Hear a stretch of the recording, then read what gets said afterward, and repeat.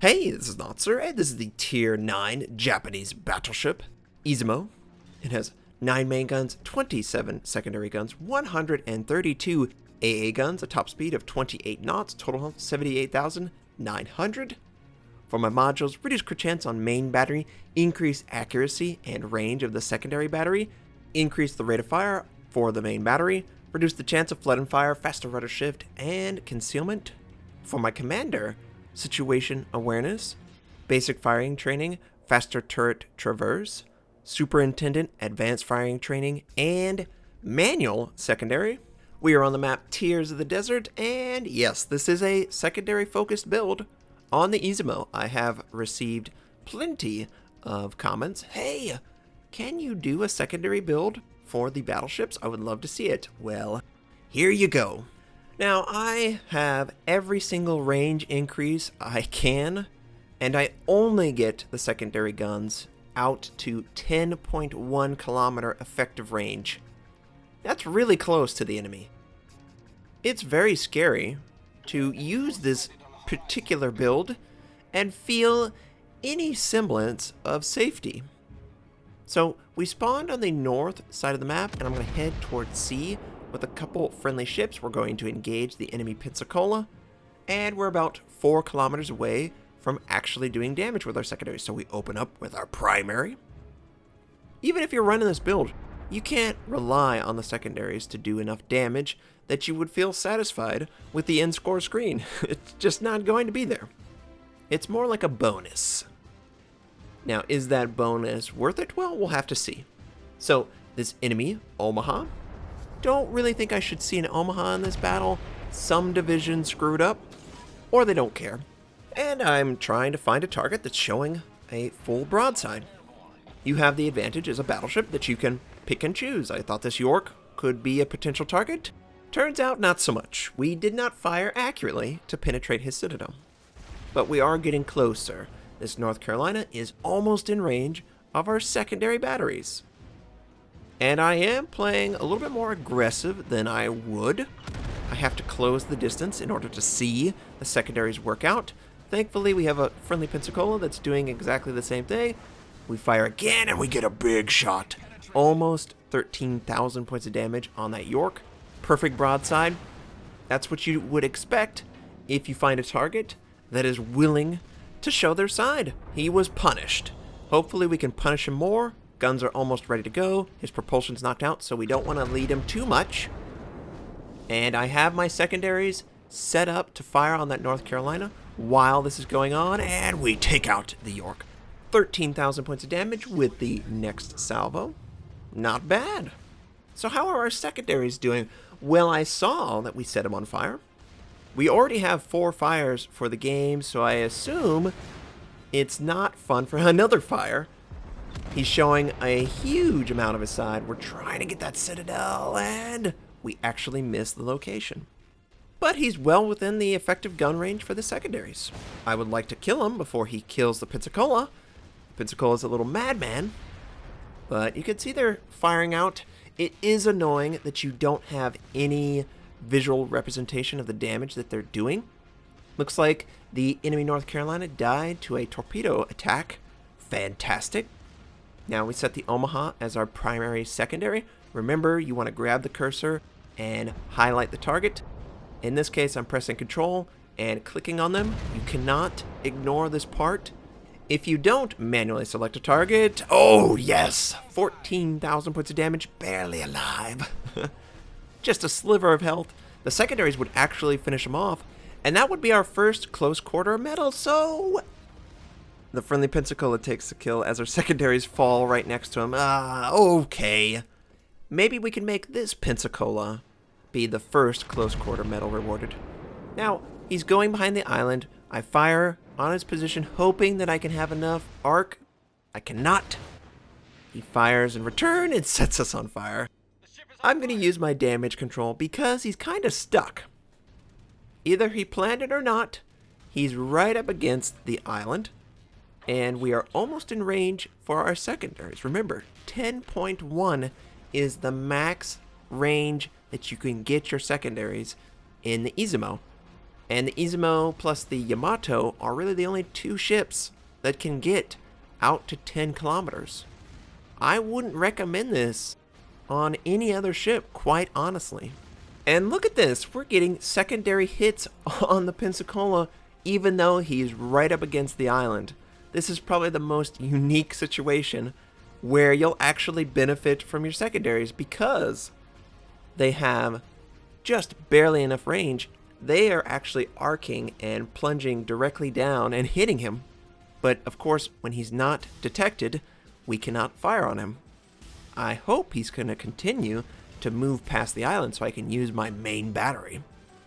So far, the game's pretty even. If we take out the Pensacola, we can move on to the enemy aircraft carrier. We already have a friendly destroyer in front of us. And this Pensacola is sly. He knows what he's doing. Our secondaries falling on him, you can see a little bit of damage, just a little bit. But our main battery doesn't have the angle. And we set him on fire. Wow.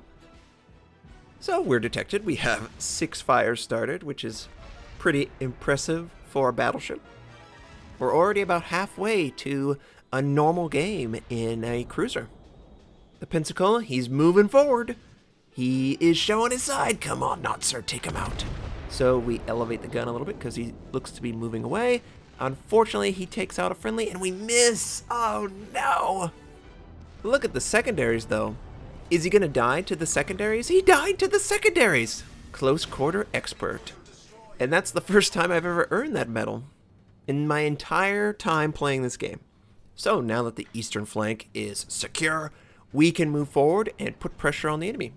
There's a North Carolina, Nagato, Pensacola, and the enemy aircraft carrier. It looks like the friendly destroyer for some reason is pulled back. He's afraid of the enemy. I don't know why. He should put pressure.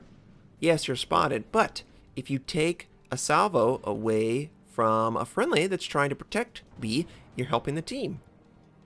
We lose a friendly, unfortunately, and now it's just a friendly destroyer on B, preventing the capture by probably both enemy destroyers and the Nagato as he moves into the point. So I'm just trying to move forward, get an opportunity to do damage on these targets. Nothing is within secondary gun range. That's not even on the table right now. We're just looking to see maybe the Pensacola, 17 kilometers, showing a lot of his side. But do we really want to use our one gun? Not really. I kind of want to hold it and use it on this enemy Nagato that looks to be going through the gap. We lose the friendly destroyer on the point. They are now capturing B. We have to press, and unfortunately, I'm the farthest forward to engage the enemy. That destroyer really not doing anything. The friendly cruiser behind me, again, really not doing anything. And then we have a friendly battleship all the way in the back. I don't know what he's been doing, but he hasn't been pushing a flank, and he's probably not in range to engage any of these targets. So since the Pensacola is the only target we can engage, we fire on him and we do nothing. He returns it, gets a fire. Because I'm behind an island, there's nothing in the way. I'm going to choose to use damage control. Now this is aggressive. I want to avoid all damage if possible. I was hoping that when the enemy is actually in range, damage control will be back up, or very nearly. So I'm waiting for the enemy battleship to come through the gap and an enemy destroyer is in front of us. 100% guarantee. The smoke's there. We don't see him spotted, but I know he's there, and for some reason the North Carolina has an angle to fire on me, but I don't have an angle to fire on him.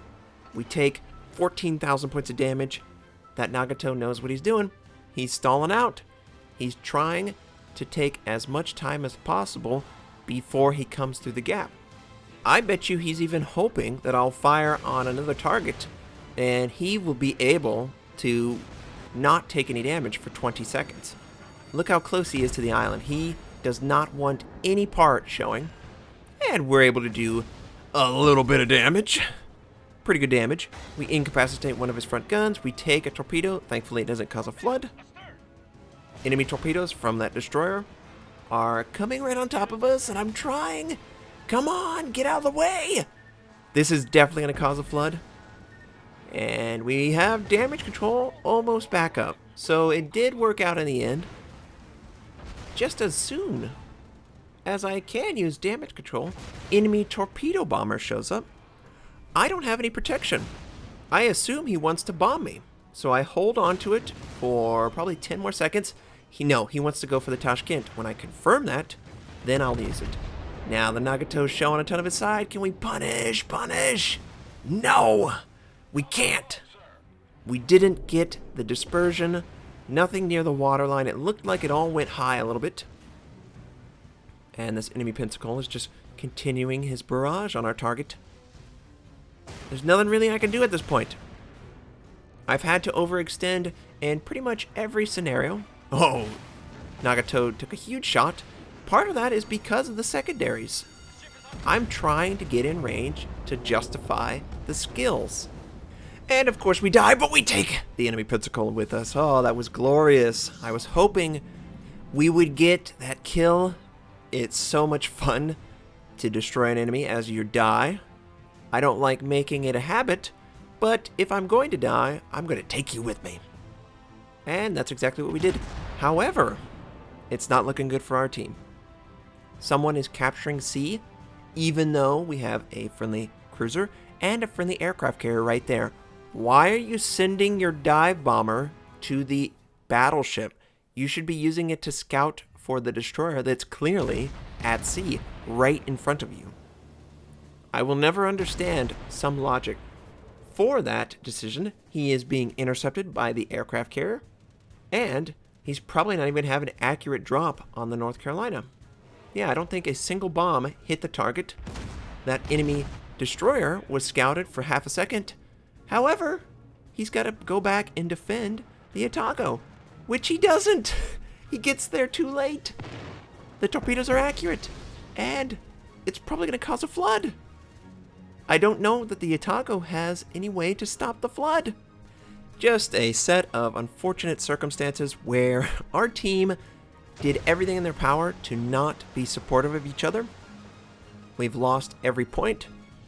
The Otago is flooding out. You can see him slowly dying. We still don't see the enemy destroyer.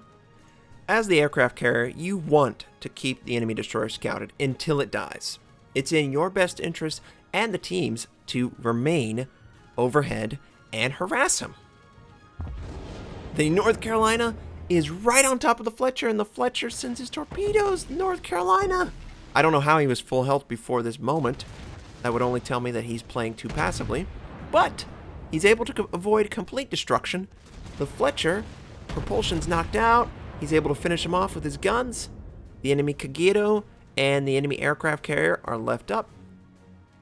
The enemy Kageto is probably outside of his range. We're going to assume that he can't engage comfortably an enemy destroyer at 11 kilometers. And his AA takes all but one. And that's all that's needed. It looks like it doesn't cause a flood, though. So we have a chance until the dive bombers are coming on top of him. Just need one fire. The North Carolina has put out flood and fire previously from the Fletcher. And yep, there you go. North Carolina is going to die. Nobody will be able to protect the Ranger from the Kageto. And the Kageto is going to kill him. Just with his guns. And the enemy aircraft carrier made a mistake. He was visible for a really long time. Our team could not capitalize on that. And it's just unfortunate. You work so hard. Honestly, I would still be alive if I played the game with my normal strategy. I don't need to get close to a target to kill him. A secondary gun range is just not long enough to justify the risk that you're giving your ship. You want to remain outside of the effective range of most of your enemies. The only benefit I would see in a secondary build is to attack destroyers if you are unable to take them out. And that's really a skill you should work on. So we earned Confederate, Close Quarter Expert, Devastating Strike, High Caliber. It's just a flesh wound. 3 kills, 3 citadels, 8 fires. 1,458 base XP in a loss. And let's take a look at the damage. That's really what matters, right? We did around 152,000 points of damage. 45,000 can be attributed to secondary battery. And I just don't think it's worth it. We probably sustained about 45,000 points of damage because we were overextended in order to use the secondaries. So I would prefer something with no downside. So that's just my thoughts on the secondary build. Hope you enjoyed seeing it. Hope you have a fantastic day, and I'll catch you next time.